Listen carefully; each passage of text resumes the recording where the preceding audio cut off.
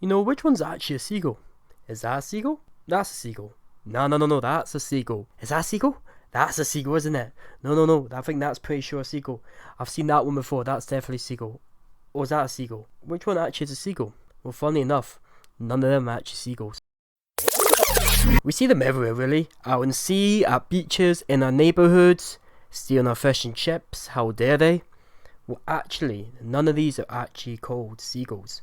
They're mostly just called gulls for short. Seagulls is a term used for the family of seabirds, which half of them that even actually live out in sea are more inland birds. But how would you tell what gulls are which then? If none of them are seagulls, what are they? Let's go through each of the different species of gulls and see how we can identify them. One of the most common gull species we find all in Britain really are the herring gulls. These guys are usually much bigger than all the other gull species, and the best way to tell them apart is they usually have a nice lighter grey on the wings and back, and they have nice pinky feet. The next gull is quite similar to the herring gull are the lesser black-backed gulls. These guys are very similar in sizes, but the black ones can be a wee bit smaller than the herring gulls. Best way to tell these guys apart is they have a nice darker grey on the wings that contrasts with the black on the tail, and they have a nice bright yellow feet instead of pink feet like the herring gulls. Now the biggest gull species in the world is the great black-backed gull. These guys go a wee bit bigger than the herring gulls, but the best way to tell them apart is that they do have the same feet colour as the herring gulls, a nice pinkish colour, but the back and wings have a nice dark grey that kind of blends in with the black tail. But they also have a heavy bill and a large square head that makes their eyes seem small and beady. Now one of the most common gull species you'll find all in Britain is, funnily enough, the common gull. Now these guys are tiny compared to the other three gulls we've talked about. These guys usually have a nice upper grey body, a thin yellow beak, and a nice yellowish greenish legs. They kind of look a wee bit dirty, like they've been sitting in seaweed for a wee while. Now one of the coolest species that go out there is the black-headed gull. And now these guys are quite smaller than any other gull species out there. And the best way to tell them apart is in summertime, these guys have a black head. Which, not actually black, they actually have a darkish brown head, should I say. But they also have a nice reddish legs and bill, and a nice light grey wings and back.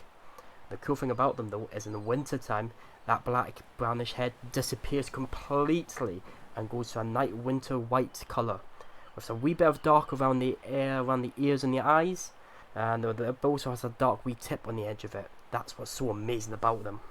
Why they turn white in the winter though? Might just because they can help blend in with the snow during that time. But unfortunately to them, it never bloody snows here, does it? And then one of the most unusual gulls out there are the kittiwake, which I hope I'm not butchering there.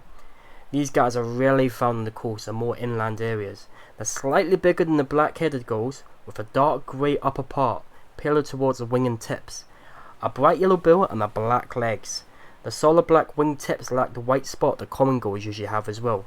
These guys are really cool. The Mediterranean gull is so similar to the black-headed gull.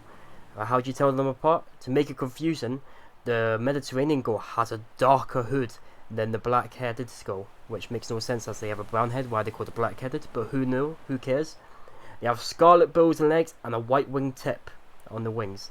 This is during the summer, but in the winter time, this is how the best way to tell them apart is that blackness actually folds over behind their ears instead of going pale white like the black-headed gull. Now these next two gulls are winter visitors and come from other countries. So guess where the first one's from?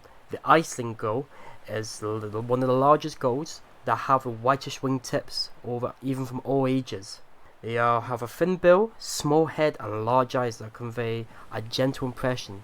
The Galapagos gull, which I hope I'm not butchering that name there, are much bigger than the Iceland gulls, which give them a heavier build. They have large bills, small eyes, which can give them the aggressive impression.